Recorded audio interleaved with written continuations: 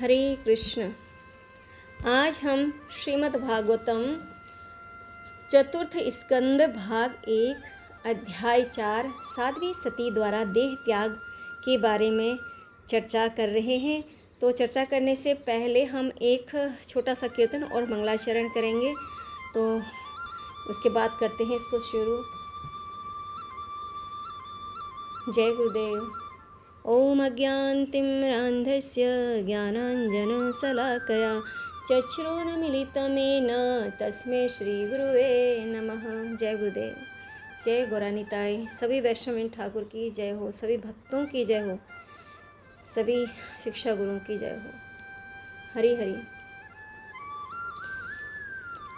जय राधा माधव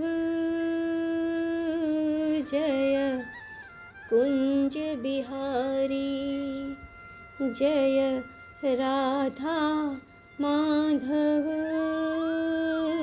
जय कुंज बिहारी, जय गोपीजन बल्लभ जय गिरिवरधारी, यशोदानंदन ब्रज जनरंजन, यशोदानंदन ब्रज जनरंजन, यमुना तीरा मनचारी, जय राधा माधव जय कुंज बिहारी, जय गोपी जन बल्लभ जय गिरिवरधारी, यशोदानंदन ब्रज जनरंजन, यशोदानंदन ब्रज जनरंजन, यमुना तीरा बनचारी, जय राधा माधव जय कुंज बिहारी, जय राधा माधव जय कुंज बिहारी। हरे कृष्ण कृष्ण कृष्ण हरे हरे, हरे राम राम राम हरे हरे, हरे कृष्ण कृष्ण कृष्ण हरे हरे, हरे राम राम राम हरे हरे, हरे कृष्ण कृष्ण कृष्ण हरे हरे, हरे राम राम राम हरे हरे। हरे हरे। हरे कृष्ण। ओम नमो भगवते वासुदेवाय, ओम नमो भगवते वासुदेवाय, ओम नमो भगवते वासुदेवाय। नारायणं नमस्कृत्वं नरं चैव नरोत्तमं, देवीं सरस्वतीं व्यासं ततो जयम् उदीरयेत्।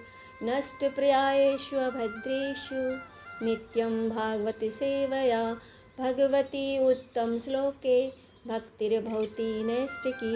कृष्णाय वासुदेवाय देवकी नंदनाय च नन्दगोपकुमाराय गोविन्दाय नमो नमः।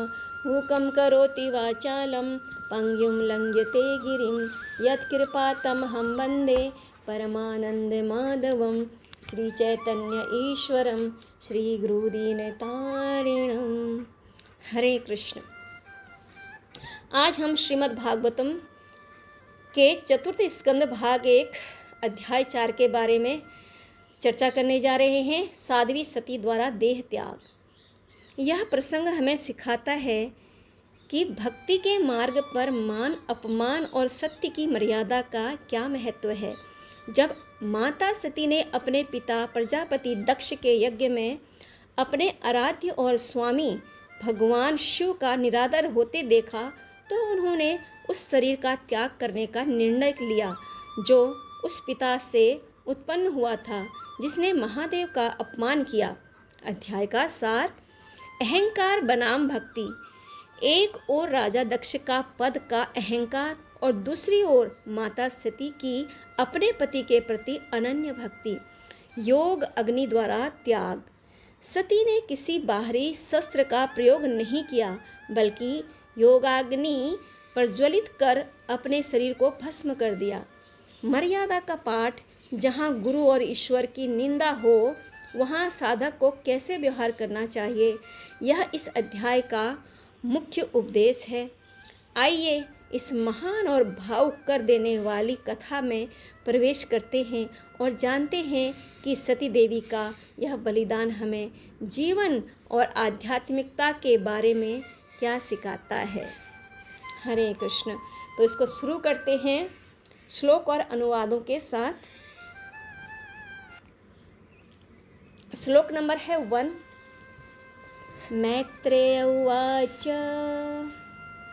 एतावदुक्त्वा विरराम शङ्करः पतन्यङ्गनाशं हयुभयत्र चिन्तयन् सुहृद्दृक्षुः परिशङ्किता भवान् निष्क्रामति निर्विशति दविधास सा। श्री मैत्रेय मुनि ने कहा, साध्वी सती को असमंजस में पाकर शिव यह कहकर शांत हो गए। साध्वी सती अपने पिता के घर में अपने संबंधियों को देखने हेतु अत्यधिक इच्छुक थी, किंतु साथ ही वह शिव की चेतावनी से भयभीत थी। मन अस्थिर होने से वह हिंडोले की भांति कक्ष से बाहर और भीतर आ जा रही थी। श्लोक नंबर है 2। सुहृद्दीक्षा प्रतिघात दुर्मनाः स्नेहाद्रुदत्य शुक्लान्ति विहवला भवं भवान्य प्रति पुरुषं रुषा परधक्ष्यति वेक्षत जात वे पथुः। इस प्रकार अपने पिता के घर जाकर अपने संबंधियों को मिलने से मना किए जाने पर साध्वी सती अत्यंत दुखी हुई। उन सबके स्नेह के कारण उसकी आंखों से अश्रु गिरने लगे। थरथराती एवं अत्यधिक व्याकुल होकर उसने अपने अद्वितीय पति भगवान शंकर को इस प्रकार से देखा मानो वह अपनी दृष्टि से उन्हें भस्म करने जा रही हो। श्लोक नंबर है 3। ततो विनिःश्वस्य सति विहाय त्वं शोकेन रोषेण च दूयता हृदा पित्रोरगात्तस्त्रेण विमूढधीर्गृहान् प्रेमणात्मनो यो धर्मदासतां प्रियः। तत्पश्चात साध्वी सती अपने पति शिव को, जिन्होंने प्रेमवश उसे अपना अर्धांग प्रदान किया था, छोड़कर क्रोध तथा शोक के कारण लंबी लंबी सांसें भरती हुई अपने पिता के घर को चली गई। उससे यह अल्प बुद्धिमत्ता पूर्ण कार्य उसका अबला नारी होने के फलस्वरूप हुआ। श्लोक नंबर है 4। तामन्वगच्छन् द्रुत विक्रमां सतीम् एकां त्रिनेत्रानुचराः सहस्रशः स्पर्शदयक्षा मणिमन्मदादयः पुरो वृषेन्द्रा सतरसा गतव्यथा।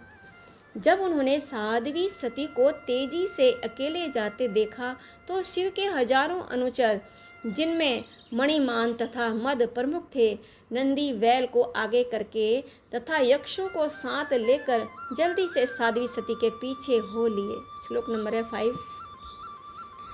त्वां सारिका कन्दुकदर्पणाम्बुज श्वेतात्रपत्र व्यञ्जनस्रगादिभिः गीतायनेन्द्रुन्दुभिशङ्खवेणुभिर्विषेन्द्रमारोप्य विटकिताययु।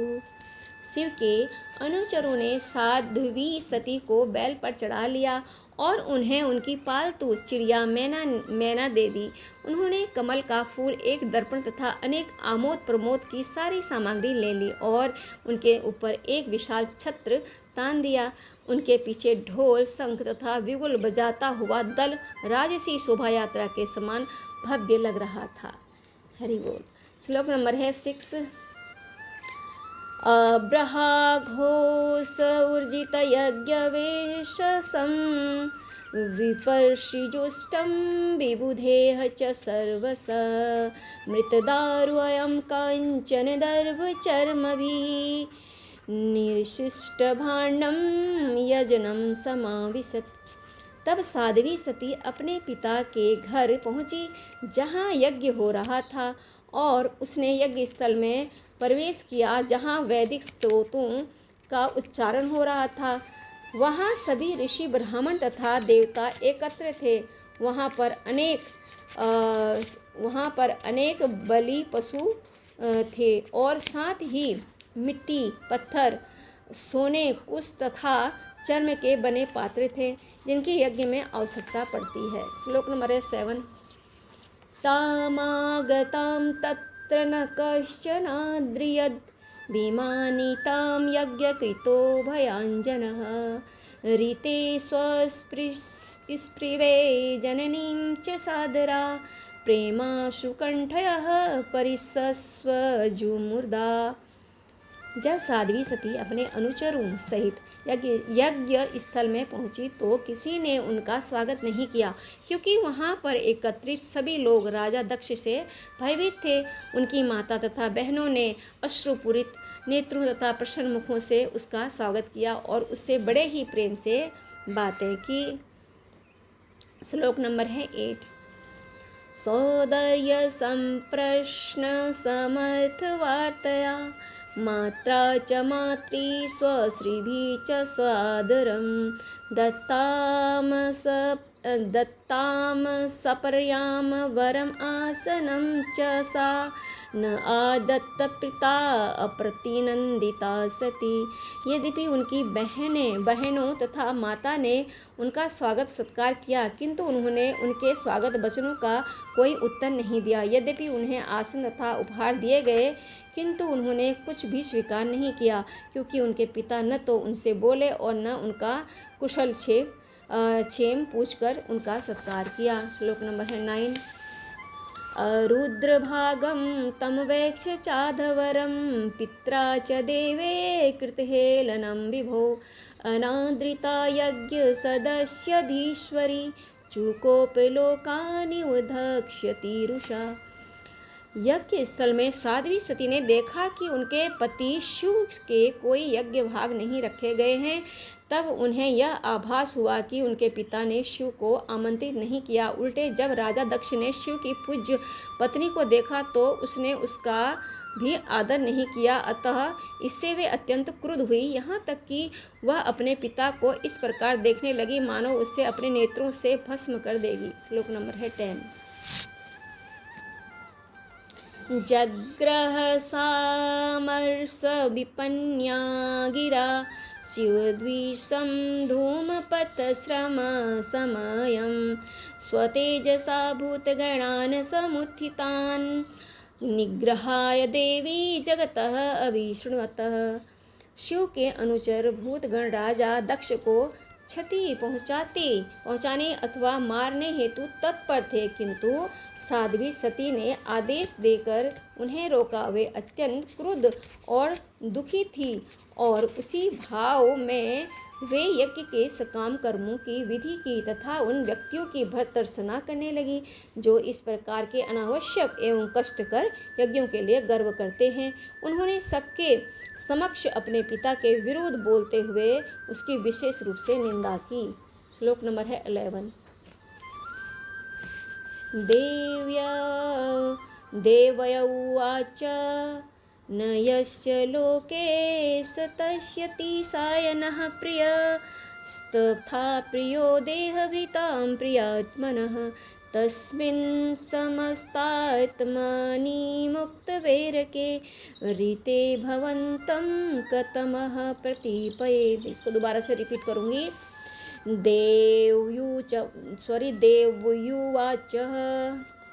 देव्युवाचः न यस्य लोके स्तयति सायनः प्रियस्तथा प्रियो देहभृतां प्रियात्मनः तस्मिन् समस्तात्मनि मुक्तवैरके रीते भवन्तं कतमः प्रतीपयेत्। देवी शती ने कहा, भगवान शिव तो समस्त जीवात्माओं के लिए अत्यंत प्रिय हैं, उनका कोई प्रतिद्वंदी नहीं है, न तो कोई उनका अत्यंत प्रिय है और न कोई उनका शत्रु है। आपके सिवा और ऐसा कौन है जो ऐसे विश्वात्मा के से द्वेष करेगा जो समस्त वैर से रहित है। श्लोक नंबर है 12।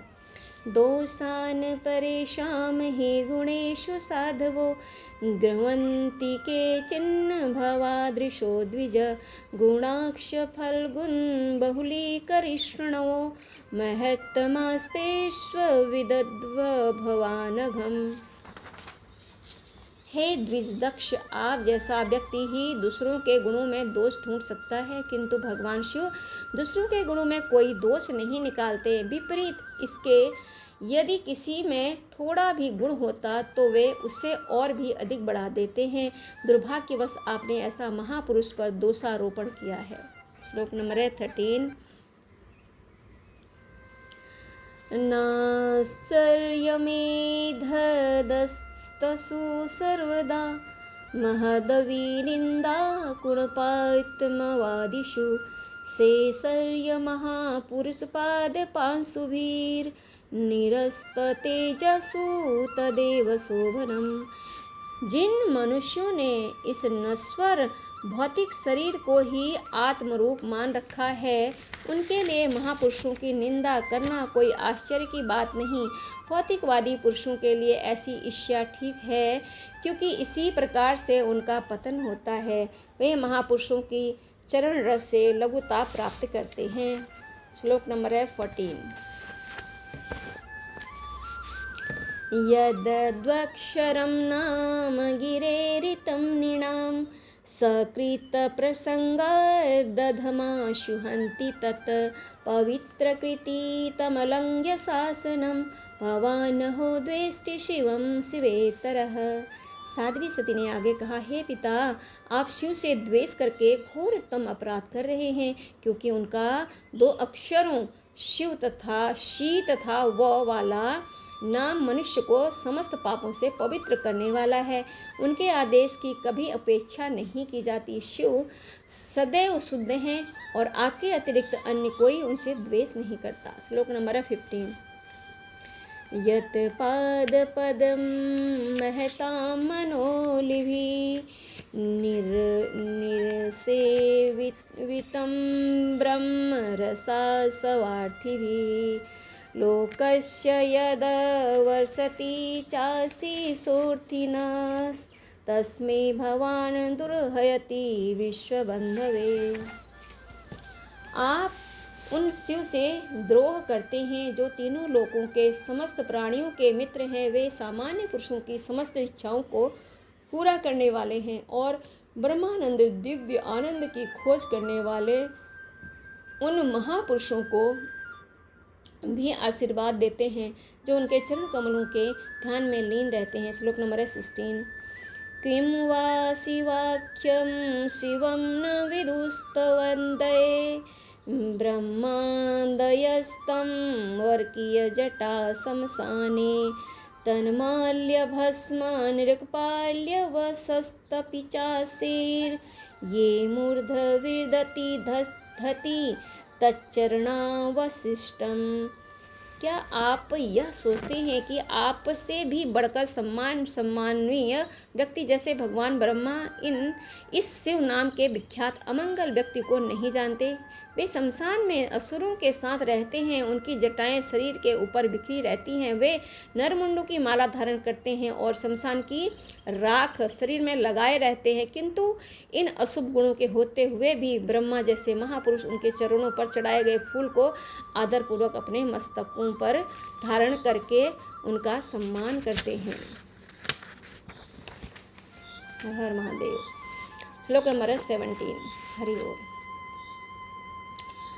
कर्णोऽपि धाय निर्यादकल्पैर्से धर्मावितर्यश्निर्विरश्यमाने छिन्धात् प्रसहाय रुसतीमसतीं प्रभुश्चे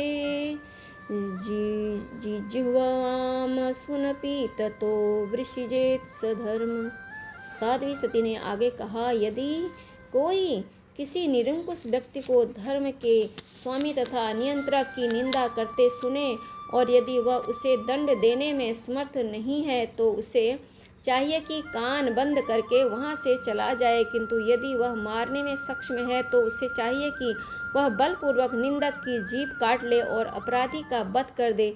तत्पश्चात वह अपने भी प्राण त्याग दे। श्लोक नंबर है 18।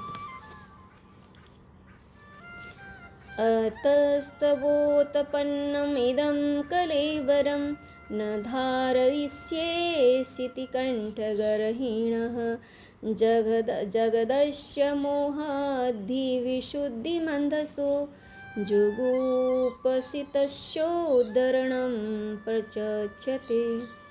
अतः मैं इस अयोग्य शरीर को, जिसे मैंने आपसे प्राप्त किया है और अधिक काल तक धारण नहीं करूंगी, क्योंकि आपने शिव की निंदा की है। यदि कोई विषाक्त भोजन कर ले तो सर्वोत्तम उपचार यही है कि उसे वमन कर दिया जाए।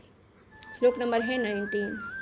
न वेदवादानुवर्तते मतिः स्व एव लोके रमतो महामुने यथा गतिर्देव मनुष्ययो पृथक् स्व एव धर्मेण परम चिपेत स्थितः। दूसरों की आलोचना करने से यह आश्चर्यकर है कि अपना कर्तव्य निभाया जाए। उन्नत अध्यात्मवादी भी कभी कभी वेदों के विधि विधानों का उल्लंघन कर देते हैं, क्योंकि उन्हें उसका अनुसरण करने की आवश्यकता नहीं होती। ठीक उसी प्रकार जैसा कि देवता तो आकाश मार्ग में विचरते हैं, जबकि सामान्य जन धरती पर चलते हैं।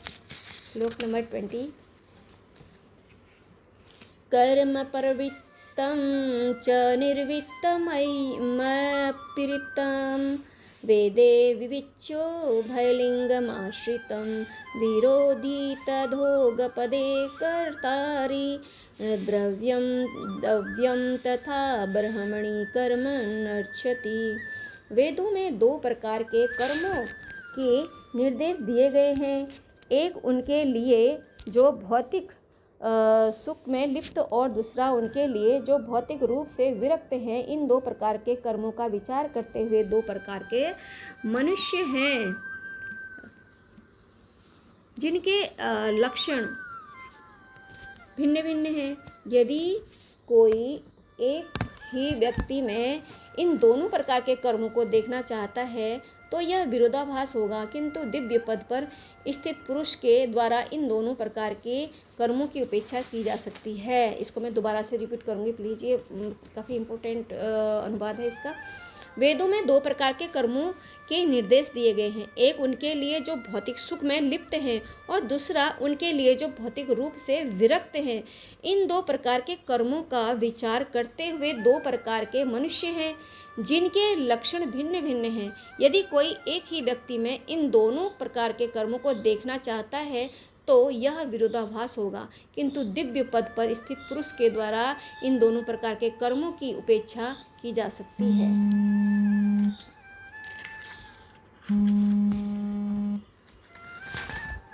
श्लोक नंबर है 21। मा वह पदव्यः पितरस्मदास्थिता या यज्ञशालासु न धूमवतर्भिः तदन्न तृप्तेरसुभृद्वीर्णिता अव्यक्तलिंगा अवधूत सेविता। हे पिता, हमारे पास जो ऐश्वर्य है उसकी कल्पना कर पाना न तो आपके लिए और न आपके चाटुकारों के लिए संभव है, क्योंकि जो पुरुष महान यज्ञों को संपन्न करके सकाम कर्म में प्रवृत्त होते हैं वे तो अपनी शारीरिक आवश्यकताओं को यज्ञ में अर्पित अन्न खाकर पूरा करने की चिंता में लीन रहते हैं। हम वैसा सोचने मात्र से ही अपने ऐश्वर्य का प्रदर्शन कर सकते हैं। ऐसा वे ही कर सकते हैं जो विरक्त स्वरूप प्रसिद्ध महापुरुष हैं। श्लोक नंबर है 22। नीतेन देहेन हरे कृतागसो देहेदभवेनालमलं कुजन्मना वृडा ममाभूत कुंजन प्रसंगत स्तजन्मधिगयो महताम वधकृत। आप भगवान शिव के चरण कमलों के प्रति अपराधी हैं और दुर्भाग्यवश मेरा शरीर आपसे उत्पन्न है।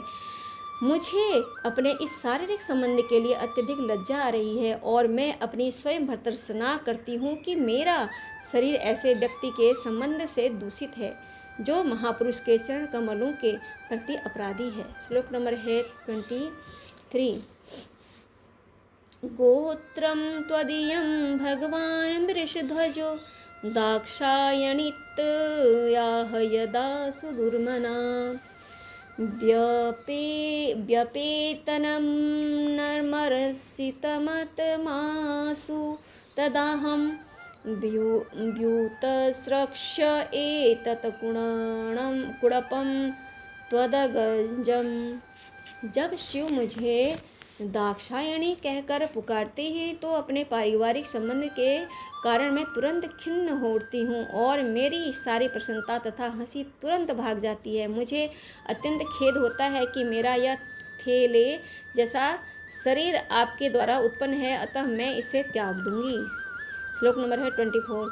मैत्रेय उवाच इत्यधवरे दक्षमनुध शत्रुहन् चिताउदीक्षीं निशसाद शान्तवाक् स्पृष्टा जलं पीतदुकूलसंवृता निमील्य दृग्योगपथं समाविशत्।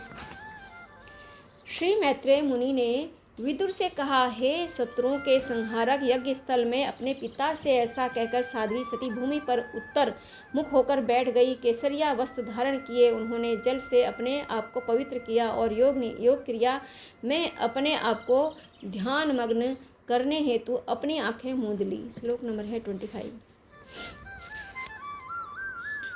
कृत्वा समानावनिलोजितासना सोदानमुत्थाप्य च नाभिचक्रतः शनैर्हृदि स्थाप्य धियोरसि स्थितः कंठादभ्रूमध्यमन्निदितान्यत्।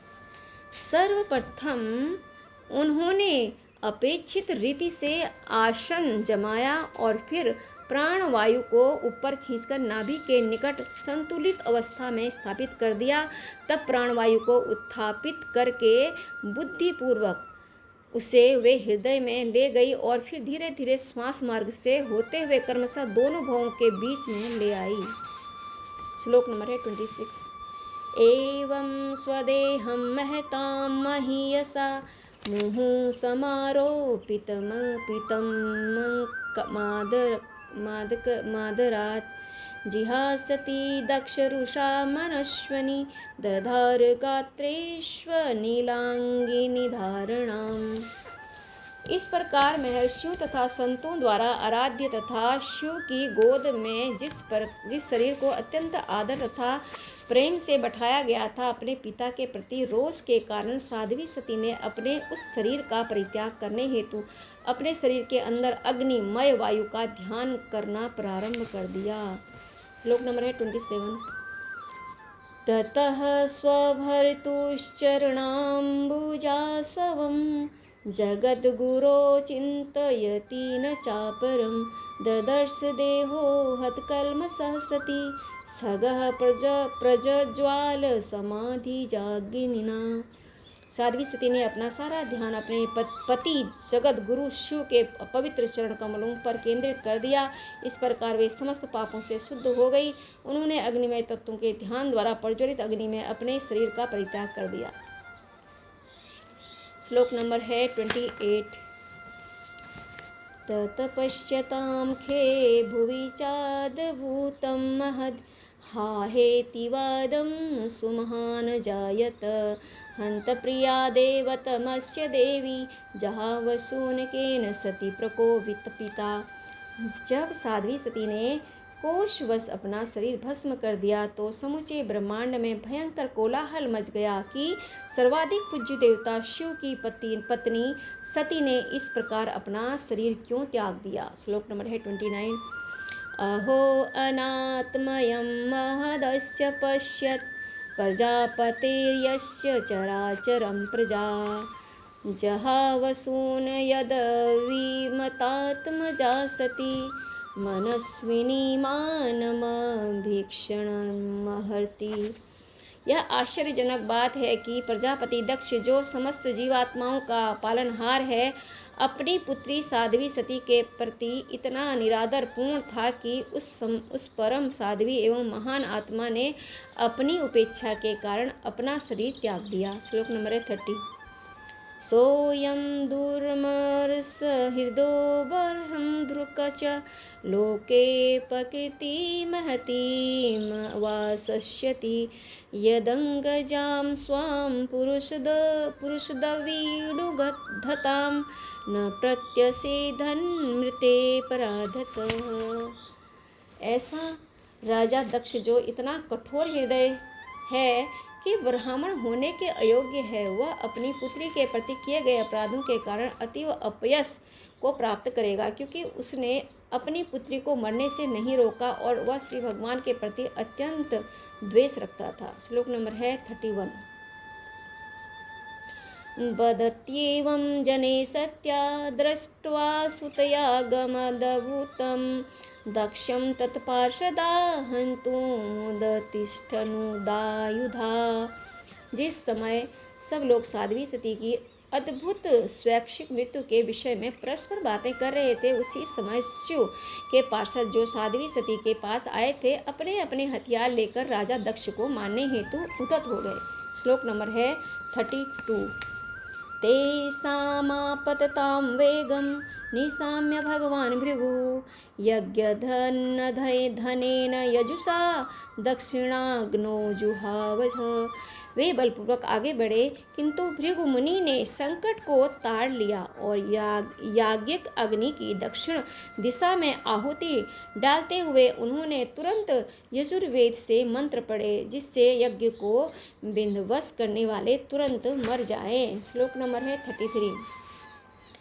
अद्वर्युणा ह्यूयमाने देवा उत्पेतुरोजसा ऋभवो नाम तपसा सोमं प्राप्ता सहस्रः। जब भृगु मुनि ने अग्नि में आहुति डाली तो तक्षण ऋभु नामक हजारों देवता प्रकट हो गए। वे सभी शक्तिशाली थे और उन्होंने सोम अर्थात चंद्र से शक्ति प्राप्त की थी। श्लोक नंबर 34। तरेलातायुधे सर्वे पर्वथा सह गुह्या कहा अन्यमाना दिशो भेजुरुषदभीरब्रह्म तेजसा। जब ऋषि देवताओं ने भूतों तथा गुह्यकों पर यज्ञ की अधजली समिधाओं से आक्रमण कर दिया तो साध्वी सती के सारे अनुचर विभिन्न दिशाओं में भागकर अदृश्य हो गए। यह ब्रह्म तेज अर्थात ब्राह्मण शक्ति के कारण ही संभव हो गया। इस प्रकार श्रीमद् भागवतम के चतुर्थ स्कंद के अंतर्गत साध्वी सती द्वारा देह त्याग नामक चौथे अध्याय के भक्ति वेदांत तात्पर्य पूर्ण हुए। हरे कृष्ण कृष्ण कृष्ण हरे हरे, हरे राम राम राम हरे हरे, हरे कृष्ण कृष्ण कृष्ण हरे हरे, हरे राम राम राम हरे हरे, हरे कृष्ण कृष्ण कृष्ण कृष्ण हरे हरे, हरे राम राम राम हरे हरे। हरे हरि बोल। श्रीमद् भागवतम की जय। हरे कृष्ण।